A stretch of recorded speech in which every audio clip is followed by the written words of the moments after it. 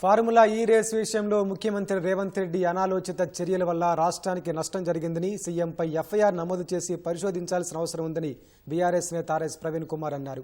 ఈ మేరకు హైదరాబాద్ నార్సింగి పిఎస్లో సీఎం రేవంత్ రెడ్డిపై ఆర్ఎస్ ప్రవీణ్ కుమార్ బీఆర్ఎస్ నేతలు ఫిర్యాదు చేశారు. ఫార్ములా ఈ రేస్ ఇంకా 4 సీజన్లు జరగాల్సి ఉందని, ముఖ్యమంత్రి చర్యలతో మొబిలిటీ వ్యాలీ తెలంగాణకు రాకుండా పోయిందని ఆరోపించారు. ఫార్ములా ఈ రేస్లో కేసు పెట్టాల్సింది కేటీఆర్పై కాదని రేవంత్ రెడ్డిపై అని ఆరోపించారు.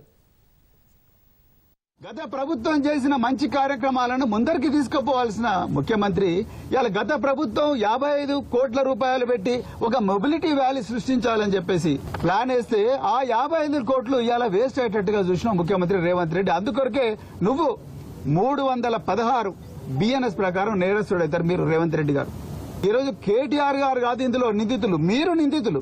మీ వల్ల తెలంగాణకు రావాల్సిన వేల కోట్ల రూపాయల పెట్టుబడులు పోయినాయి, వేలాది ఉద్యోగాలు తెలంగాణ బిడ్డలకు రాకుండా పోయినాయి. ఇలా మన తెలంగాణకు నష్టం వచ్చింది. ఎవరికి లాభం వచ్చింది? ఉత్తరప్రదేశ్ వాళ్ళు తీసుకుంటున్నారు, గుజరాత్ వాళ్ళు తీసుకుంటున్నారు, కర్ణాటక వాళ్ళు తీసుకుంటున్నారు, తమిళనాడు వాళ్ళు తీసుకుంటున్నారు. మన తెలంగాణ నోట్ల మట్టి కొట్టిండ్రు మీ వల్ల. పోలీసు అధికారులను ఏం కోరుతున్నామంటే ఇక్కడ కేసు కేటీఆర్ గారి మీద కాదు, అరవింద్ కుమార్ గారి మీద కాదు, ఆ బిఎల్ఎన్ రెడ్డి మీద కాదు, రేవంత్ రెడ్డి మీదనే పెట్టాలి.